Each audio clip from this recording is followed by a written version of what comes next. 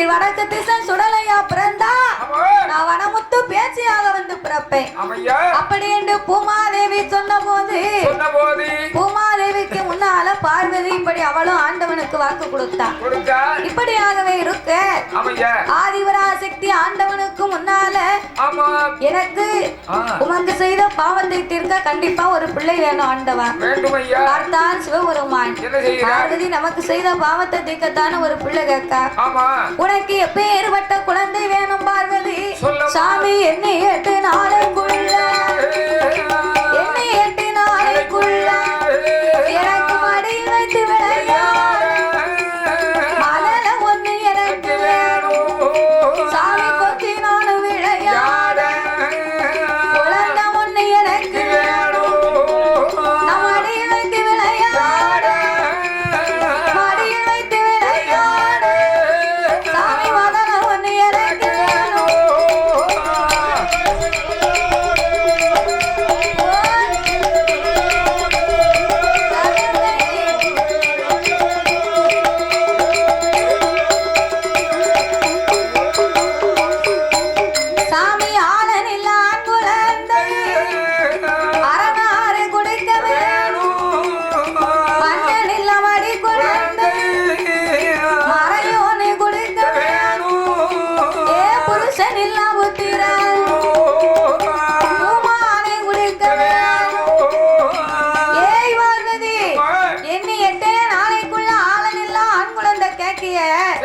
ஒரு பிள்ளையை பற்றி எடுக்கணுமானா 10 திங்கள் ஆகும். 10 திங்கள் என்பதுவே 10 மாதம் என்பார்கள். 10 மாதம் 300 நாள் திகைந்து பெற்றெடுக்கும் பிள்ளையே உலகத்துல அரையும் குறையுமா பிறகு கையங்கால் ஊனமா இருக்கு. அப்படி இருக்கும் போது 8 நாளைக்குள்ள புருஷன் எல்லாம் புத்திர வேணும்னு உனக்கு நான் எப்படி கொடுப்பது? கண்டிப்பா எனக்கு நீங்க கொடுக்கணும் ஆண்டவா. அப்படின்னு சொன்னா உலகத்தில் உள்ள மக்கள் எல்லாம் ஒரு குழந்தைக்காக எத்தனையோ தவம் இருக்கிறாங்க, கோயில் போறாங்க, கும்பிட்டு வணங்குறாங்க. அப்படி இருக்கும் போது பார்வதி நீயும் அவர்களை போலவே கைலாசத்தை தவம் இருக்க வேண்டும். ஆண்டவா நான் எங்கே தவம் இருக்க வேண்டும்? அம்மா ஆதிவல்லி கையில ஆனவனக்கு வாச கோட்டையில ஆயிரங்கள் வந்தவர்க்கு ஆதிசக்தி வந்தையா அதில 300 சரவிளக்கு முழமுழனி எரியுமாமா ஏடி 400 சரவிளக்கு ஆவனால மோடி எரியுமாமா 32ஆம் தூணதி தங்கத்தூணு முன்னாடி தூண்டான மணி விளக்கு சுடர் விளக்கு எரியுமாமா அந்த மணி விளக்கு முன்னால மங்கையான பார்வதியா நீ மண்டி போட்டு இருந்து கொண்டு தாயம் அடியேந்தி நின்னையானா மடியேந்தி நிற்கும் போது அதில முக்கண்ணனார் அருளா ஏ மூல போரை முத்து போய் உனக்கு முழு முழுனி விழுகுமாமா நீ சேர்த்து பிடித்தையா சிசு வந்து பிறக்குமாமோ நீ கூட்டி பிடித்தையா குழந்தை வந்து பிறக்குமாமா நீ அணைத்து பிடித்தையா உனக்கு ஆண் குழந்தை பிறக்குமாமா.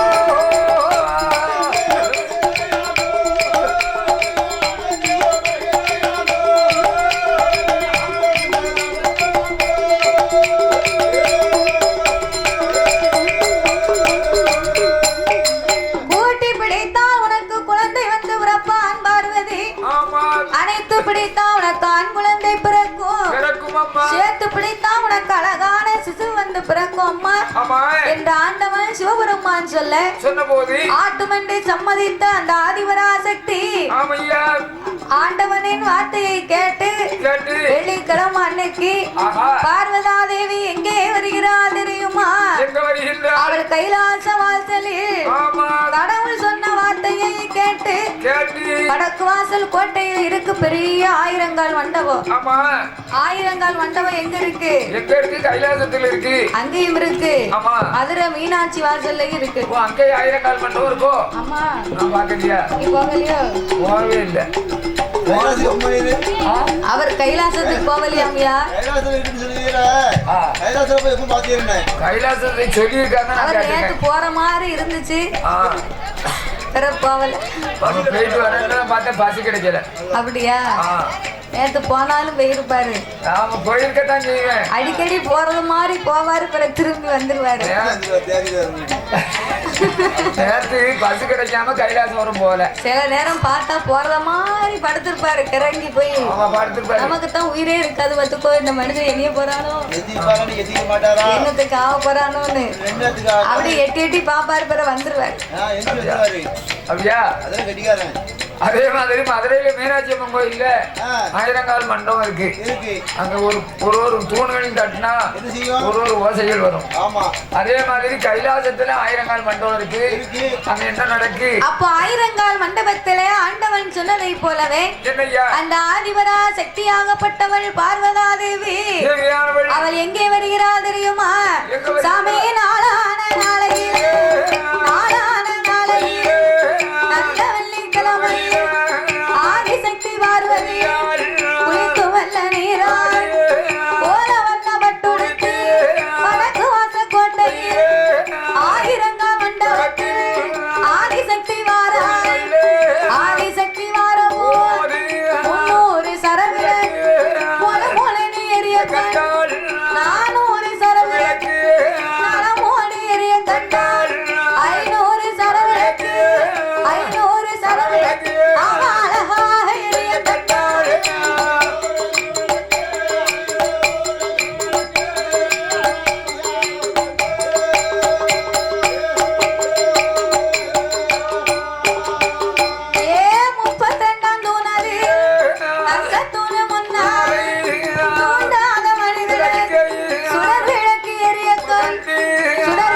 எரிய கண்டால் மணி விளக்கு முன்னால் மங்கையான பார்வதி மண்டி கொண்டிருந்து கொண்டு சாண்டு கொண்டு தரவழி சாண்டு கொண்டு தரவழி அவள் சந்தனத்தால் போல போட்டாள்.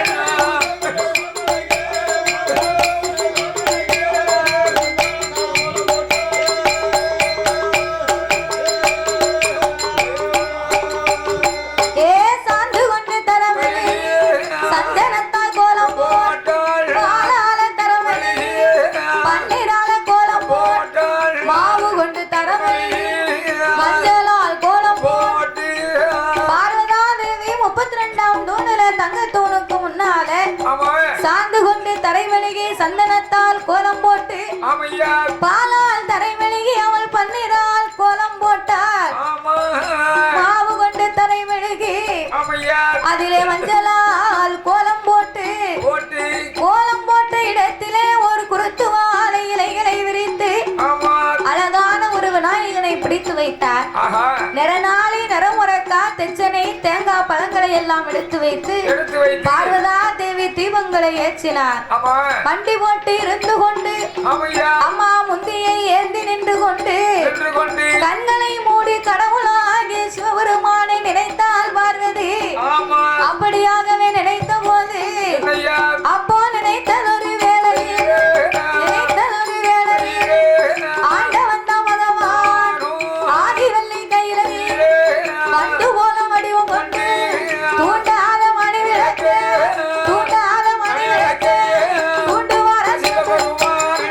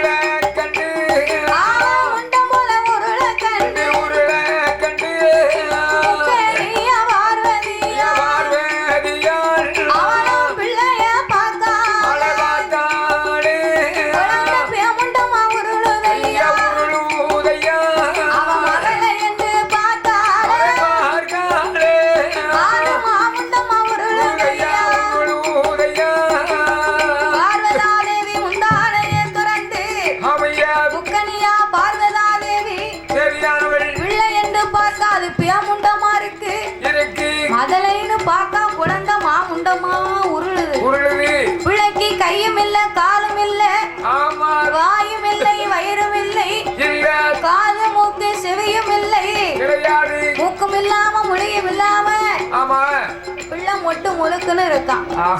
உடனே பார்வதி குழந்தை எடுத்தார், கைலாசம் கொண்டு வந்தார். கைலாசத்திலே கொண்டு வந்து அந்த கடவுளுக்கு முன்னாலே நின்று கொண்டு ஆண்டவா பரம்பொருளே சாமி நான் பிள்ளை வரம் கேட்டது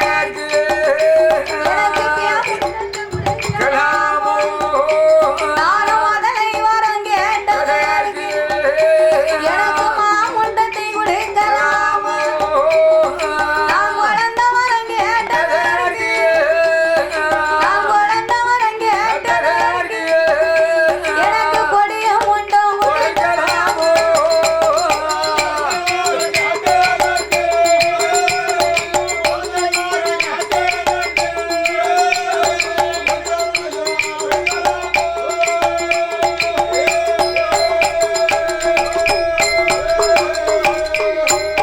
சாமி இந்த பிள்ளை எனக்கு வேண்டாம் ஈஸ்வரனை இறையோனே ஆண்டவா பரம்பொருளே உங்ககிட்ட நான் பிள்ளையா கேட்ட இது பியாமுண்டமா இருக்கு நான் முதலையா கேட்ட இது மாமுண்டமா இருக்கு ஆண்டவா ஒரு ஆள் வந்து உன் பிள்ளைய கொடுனா நான் எப்படி கொடுக்க நான் உருட்டி வச்சு விளையாடு நான் கொடுக்க முடியும் ஊதி வச்சா பழுவுனா இருக்கான் பிள்ளை அம்மி குழவி கல்லுக்காவது ரெண்டு பக்கமும் பிடிச்சரைக்கே பிடி கொடுத்திருப்பாங்க. ஆனா இந்த பிள்ளைக்கு அது கூட இல்லையா ஆண்டவா எது எது எங்கெங்க இருக்கணுமோ அது இந்த பிள்ளைக்கு சுத்தமா இல்ல அப்படி இருக்கும் போது இந்த பிள்ளைய ஆணுன்னு கண்டேனா பெண்ணுன்னு கண்டேனா இப்ப ஏற்பட்ட பிள்ளைய வைத்து என்னால எதுவும் செய்ய முடியாது இந்த பிள்ளைய நீர் உருப்பிடித்து எனக்கு உயிர் கொடுத்து தாங்க அப்படி தந்தா இந்த பிள்ளைய நான் வளர்த்து கொள்ளுகிறேன் அப்படின்னு சொன்னா அப்படி இல்லைன்னா இந்த பிள்ளைய நீங்களே வச்சுக்கோங்க உங்களாச்சு உங்க பிள்ளையாச்சு. ஏய் பார்வதி 8 நாளைக்குள்ள ஏந்தும் குழந்தை கேட்டா கடவுள் இல்லா கை குழந்தை இப்படி தாண்டி இருப்பான் ஒட்டு முழுக்கணும் இப்படித்தான் இருப்பான் என்னால எதுவும் செய்ய முடியாது உன் பிள்ளைக்கு நான் உருப்பிடித்து உயிர் கொடுத்து தரணுமானால் உருப்பிடிக்கணுமானால் யாரால் முடியும் படைக்கக்கூடிய பிரம்மதேவனால் தான் முடியும் என்று அங்கே பிரம்மனை தவறவழைத்தான் படைக்கப்பட்ட பிரம்மதேவன் கைலாசம் ஓடி வந்து அங்கே உருப்பிடித்தார் பிரம்மதேவன் உருப்பிடித்தார் பிரம்மதேவன் அங்கே உயிர் கொடுத்தார் சிவபெருமான்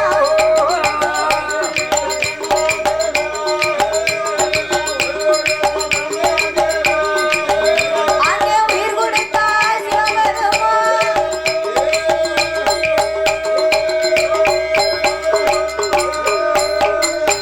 உருப்பிடித்தார் பிரம்மதேவன் கையும் காலும் காதும் மூக்கும் செவியும் வாயும் வயிறும் இப்படியாகவே அழகாகவே ஆண்டவனுக்கு முன்னால் பிறவி செய்த வேளையில் ஆண்டவன் உயிர் கொடுக்க அங்கே உயிர் கொடுத்த உயிர் கொடுத்ததொரு புச்சதொரு குழந்தை கண்ணூரிட்டு பார்க்கும் கைய கால உடலும் வயர் பசித்ததொரு குழந்தை வாய் திறந்து அழுகும் வானல்ல உவகுவாய் குழந்தை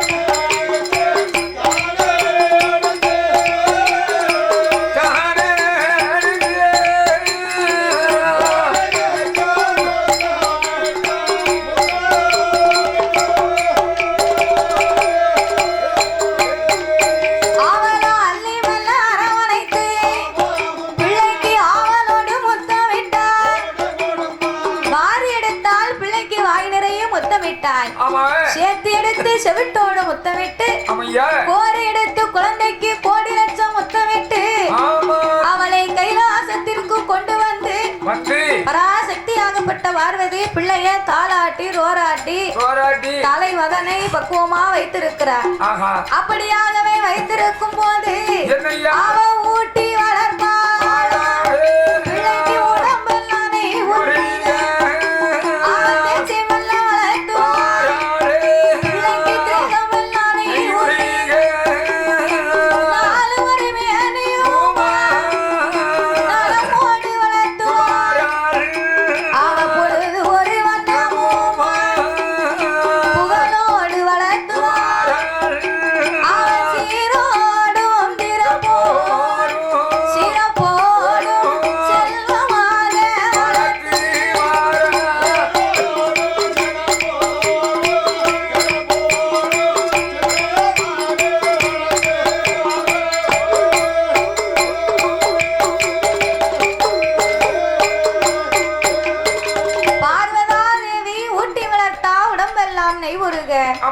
தேர்ச்சி வளர்த்தால் திரேகம் எல்லாம் நெய் உருக நாலு ஒரு மேனையும் பொழுது ஒரு வண்ணமுமாக சீரோடும் சிறப்போடும் செல்வமாகவே வளர்த்து வரும்போது பிள்ளைக்கு 16வது நாளாச்சு. 16 நாள்ல என்ன செய்யணும்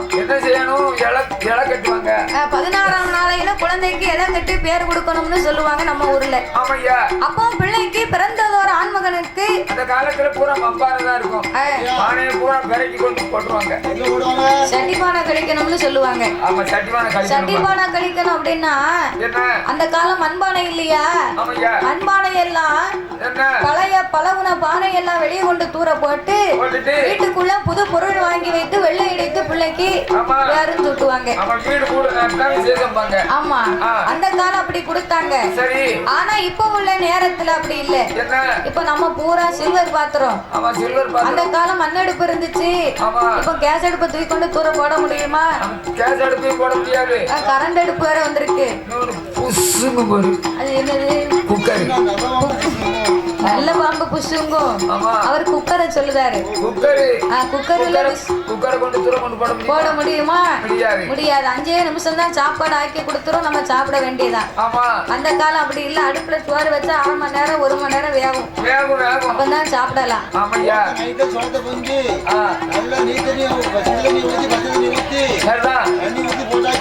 காலையில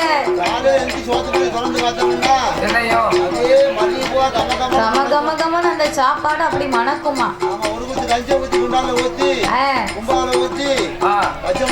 அதுக்கு துவையில அரைச்சு சாப்பிட்டா எப்படி இருக்கும் தெரியுமா? அப்படி மணக்குமா. புளிச்சு நாத்து அடிக்கி நீ தண்ணி, அந்த தொட்டி தண்ணி கூட ஆடு மாடி குடிக்கும். இத குடிக்காது. சாப்பாடும் அப்படி இருக்கு. நம்ம பொங்குத பாத்திரமும் அப்படி, பொங்கக்கூடிய நேரமும் அப்படி. 5 நிமிஷத்துல அந்த சாப்பாடு வேகணும்னா அப்ப அதுக்கு ஏத்த மாதிரி தானே இருக்கும். அந்த காலம் 1 மணி நேரம் ரா அடுப்புல போட்டு அது பாட்டு கங்கல்ல கிடந்து வேகும். ஆமா அது மட்டும் இல்லாம விடிய காலம் மண்பானையில வச்சிருக்கா பாரு, அந்த மண்பானையோட சேர்ந்து எங்க அப்பா சாப்பிட அப்படி ருசியா இருக்குமா. ஆனா இப்போ அப்படி இல்ல பாருங்க. அதுக்கு அந்த காலம் சட்டிப்பானை கழிக்கணும்னு சொல்லுவாங்க. அப்போ 16ஆம் நாள் ஆச்சு. பிள்ளைக்கு நம்ம பேர் நாமம் கொடுக்கணும். பிள்ளைக்கு பேர் கொடுக்கணுமானா என்ன பேர் கொடுக்கலாம்? நல்ல பேரா ஒரு பேரை சொல்லு. நறுக்குன்னு ஒரு பேரை சொல்லு தாத்தா. சரத்குமார் நோப்பமா?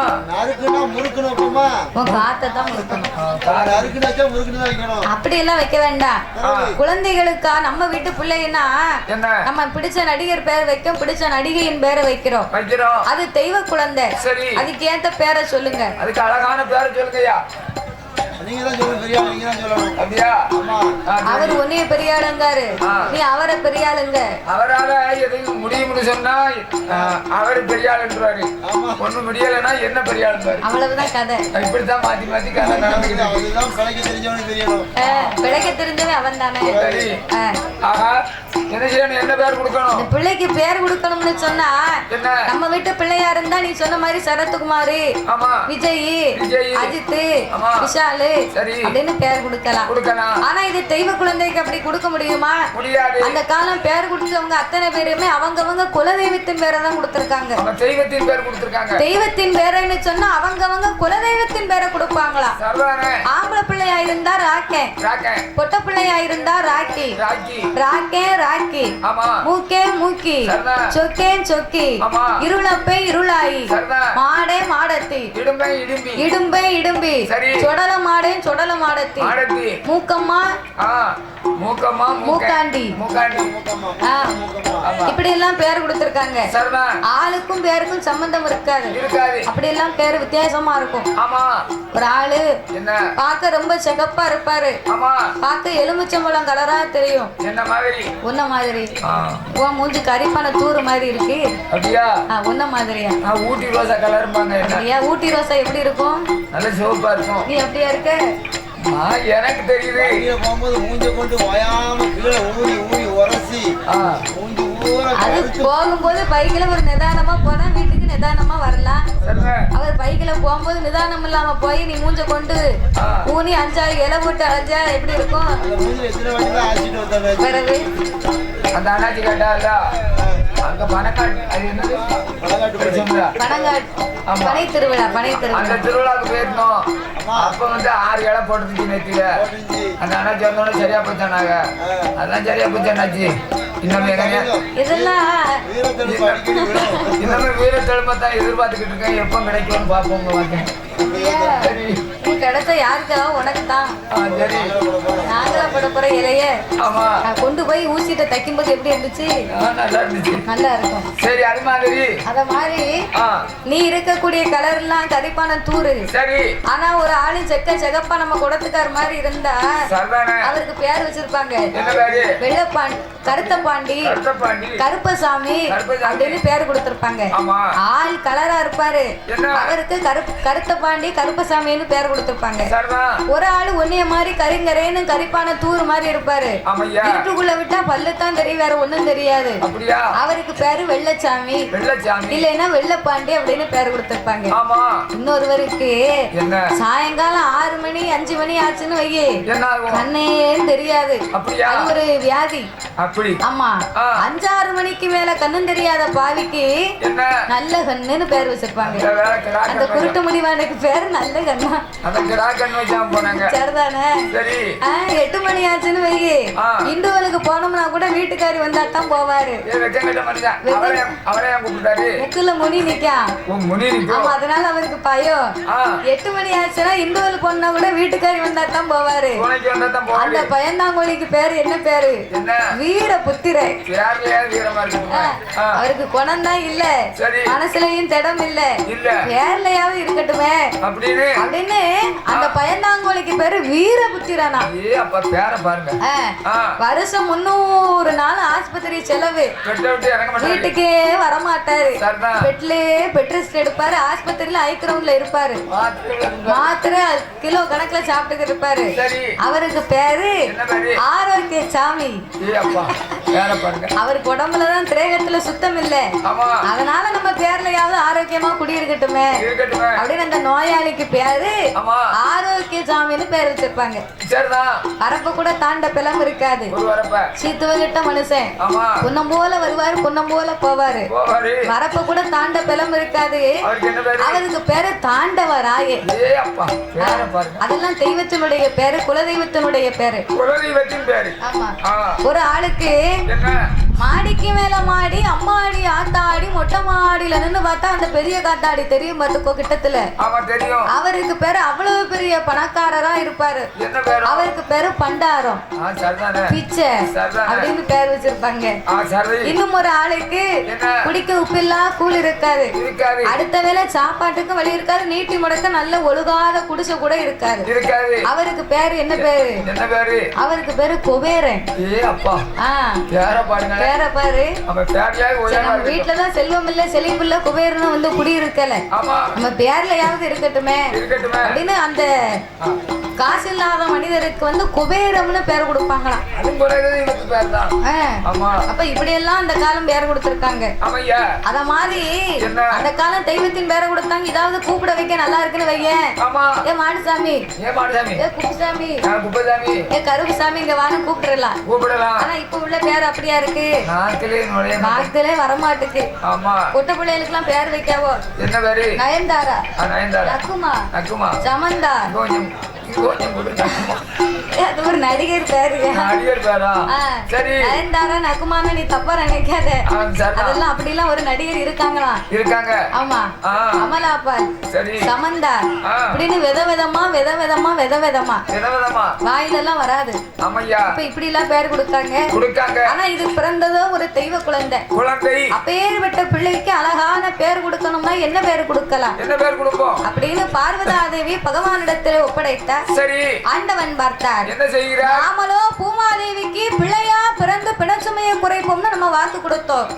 இதனை கேட்ட பார்வதி நீர் பிள்ளையா பிறந்தா நான் பேச்சியா பிறப்போம்னு சொன்னால, அப்படி இருக்கும் போது அவள் கொடுத்த வாக்கையும் காப்பாற்றணும், நாம் கொடுத்த வாக்கையும் காப்பாற்ற வேணும் என்று ஆண்டவன் 3 பொறியிலே பிறந்த பிள்ளையை, முதற் பொறியிலே பிறந்த பிள்ளையை ஒரு பெண்ணாகவே பிறவி செய்து ஆண்டவன் அப்பெண்ணுக்கும் பேர்நாமத்தை கொடுத்தார்.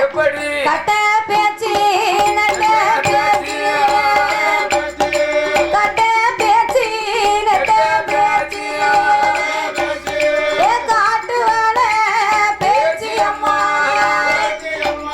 நீ மாய பேச்சு வன பேச்சு, ஏ வன பேச்சு அம்மா, நீ மாயான பேச்சு அம்மா.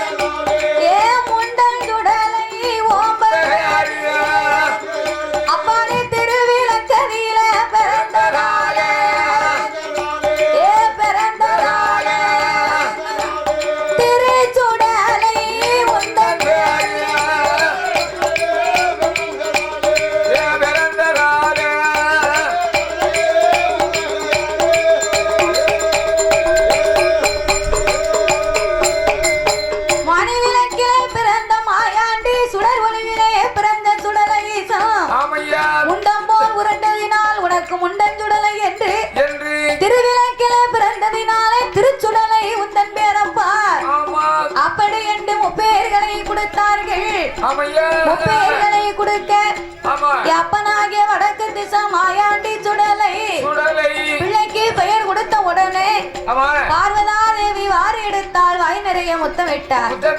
சேர்த்தெடுத்து செவிட்டோடு முத்தமிட்டு கோரி எடுத்து அவளை கொண்டு வந்த பார்வதாதேவி அப்பனாகிய மாயாண்டி சுடலையே கைலாசத்திலே கொண்டு வந்து தன் மகனாகிய மாயாண்டியை தாளாட்டி ரோராட்டி உறங்க வைக்கணும். என்ன செய்யணும்? பால் ஊட்டணும், தாளாட்டணும், போட்டு தாளாட்டினா தான் பிள்ளை தூங்கும். பிள்ளைய பொத்து போட்டுட்டு பிள்ளை போட்டா பிள்ளை உறங்குமா? உறங்காது. பிள்ளை தாளாட்டணும். எப்படி தாளாட்டணும்? பிள்ளை உறங்கணும்னு சொன்னா பெத்தவ முதல் உறங்கணும். உறங்கினா தான் பிள்ளை உறங்கணும். அது எப்படி? பெத்தவ உறங்கிட்டானா குழந்தை பெத்ததாய பார்த்து உறங்கிருமுல. அப்படியா? ஆமா. அவர் அப்படித்தான் உறங்கிருக்காரு. அவ அம்மா அப்படித்தான் உறங்க வச்சிருக்கா. சரிடா, எங்க அம்மா எப்போ உறங்கும்போது நான் அப்பதான் உறங்குவேன். சரி, பிள்ளை உறங்கணும்னு சொன்னா பெத்த பிள்ளைக்கு தாலாட்டு பாடணுங்க. ஆமா தாலாட்டு பாடு. தாலாட்டு பாடினா தான் அந்த பிள்ளை உறங்கும். அப்படியா? அந்த காலம் தாலாட்டு பாடினாங்க, பிள்ளை உறங்கி இருக்கு. சரி. தாலாட்டு பாடினா பிள்ளை மட்டுமா உறங்கும்? 8 வீட்டுக்கு அந்த பக்கம் கட்டில படுத்திருக்க தாத்தாவும் கண்ணையிருந்து தூங்குவாராம். விடிய காலம் வந்து சொல்லுவாரு, அம்மா பேத்தி என்ன அழகா தாலாட்டின, நான் தாத்தா அப்படி அழகா உறங்கி இருக்கேன், உன் பாட்டி தாலாட்டின மாதிரியே இருக்க அப்படின்னு விடிய காலம் வந்து சொல்லுவாராம் அந்த காலம். ஆனா இப்ப தாலாட்டு பாட தெரியல. அப்படியே அவ பாடினாலும் அடுத்த வீட்டுல இருக்க தாத்தா அப்பமே போய் சேர்ந்துருவாரு. ஆமா இவ தாலாட்ட கேட்டு அப்படி பாடி இருக்கா. இப்ப உள்ள பெண்களுக்கு தாலாட்டு பாட தெரியல. ஒரு பிடி அரிசியை சொலவுல போட்டு யாருக்காவது படைக்க தெரியுதா? காப்பிடியை போட்டு இன்னைக்கு யாருக்கு சொலவுல படைக்க தெரியுது? நாங்க எதுக்கு பிடைக்கணும்னு கேட்டேன். ஏன் கல்லு வந்து ஒதுக்கின அரிசின்னு வருது. நீக்கப்பட்ட அரிசின்னு வந்திருக்கு. கல்லு கிடந்தா தானே சொலவுக்கு வேலை இருக்கு. அப்படியா? அதனால இப்ப நீங்க பயிற்சி வாங்கி சாப்பிடுவீங்க. ஆமா. உங்களுக்கு என்ன தெரிய போகுது? அதேதான் நெல்ல பூரா கொண்டு வித்துருவோம். கிடையாது, வீட்டுல இல்ல கிடையாது. பிறகு அது யாரு அவிக்க யாரு குத்த, யாரு அவிக்க யாரு குத்தனா அதுக்கு என்ன வேலைப்பாடு தெரியுமா? அந்த வேலைப்பாடு வேண்டாம். அந்த காலம் அப்படி வேலை பார்த்ததுனாலதான் ஸ்ட்ராங்கா இருந்தாங்க. ஆமா. இப்ப வேலை பார்க்காம பயிற்சி வாங்கி 5 நிமிஷத்துல குக்கர்ல வச்சு சாப்பிட நோய். ஆமா சுகர் வருது, பிரஷர் வருது. டீசல் போடாமலே ஏறுது. ஆமா ஏறுது. எனக்கு சுகர் 300. ஆமா சக்கரை வியாதி 300 இருக்கு. சக்கரை வியாதியா? சக்கரை வியாதி இருந்தா உனக்கு ஒரு பாயாசம். சக்கரை வியாதி இருக்குங்க. 3 அப்ப கேசரி மாத்திரம் திங்க தெரியுது. இந்த கேசரி சாப்பிட்டா ஒண்ணும் செய்யாதியா? சரி. இது எவ்வளவு இனிப்பு அளவா சூப்பரா இருந்துச்சு. என்ன அதனால இப்ப உள்ளவங்களுக்கு தாலாட்டு பாட தெரியல, குளம் போட தெரியல, ஒப்பாரி வைக்க தெரியல, காப்பிடி அரிசி போட்டு சொலவுல படைக்க தெரியல, அம்மியில யாருக்காவது தேங்காய் சில்லு போட்டு நச்சு அதை வலிச்சு குழம்புக்க தெரியுதா? உரல்ல யாருக்காவது இன்னைக்கு எள்ளுப்படி மணக்க இடிக்க தெரியுமா? ஆட்டுக்கல்ல போட்டு மாவாட்ட தெரியுமா? முடியாது. ஆட்டு உரல்ல மாவாட்டுவது லேசான காரியம் இல்ல. அரைச்ச மாவா அரைச்சாலும் அதுக்கு ஒரு தனி திறமை வேணும் இருக்கான். அந்த மாவை ஆட்டும் போது நம்ம கையை சுத்துதம் பாரு, அது ஒரு கணக்கா சுத்தணும். கணக்கா சுத்தலைன்னா கல்லு வாரி விட்டுரும், கையில அப்புறம் நச்சுன்னு அடிக்கும். ஆமா அதுக்கு ஒரு திறமை வேணும். அப்ப இப்ப உள்ள நேரத்துல அம்மி இல்ல, ஆட்டு உரல் கிடையாது, குத்து உரலும் எங்கேயுமே இல்ல. இப்ப அம்மிக்கல்ல எல்லாம் வீட்டுக்கு பின்னால துணி துவைக்க வச்சிருக்காவோ, நல்லா அழுக்கு போகுமா. குத்து உரல எதுக்கு குப்புற போட்டு உட்கார்ந்து பேசிக்கிட பழக்க விட இப்படி எல்லாம் இருக்கு இப்போ. ஆனா பார்வதா தேவிக்கு அப்படி இல்லை. தான் வச்ச திருமகனை தாலாட்டி ரோராட்டி தலைமகனை உறங்க வைக்கணும். தாலாட்டி ரோராட்டி தலைமகனை உறங்க வைக்க வேணும் என்று அப்பனாகிய மாயாண்டி சுடலைக்கு மாணிக்க தொட்டிலை கொண்டு வந்து உத்திரத்திலே போட்டு இந்த வடக்கு தசை சுடலமாடன தொட்டிலை போட்டு பார்வதாதேவி சிறப்பாகவே தாலாட்டு பாடுகின்றார். அவள் எப்படி பாடினால் தெரியுமா? ஆரீரா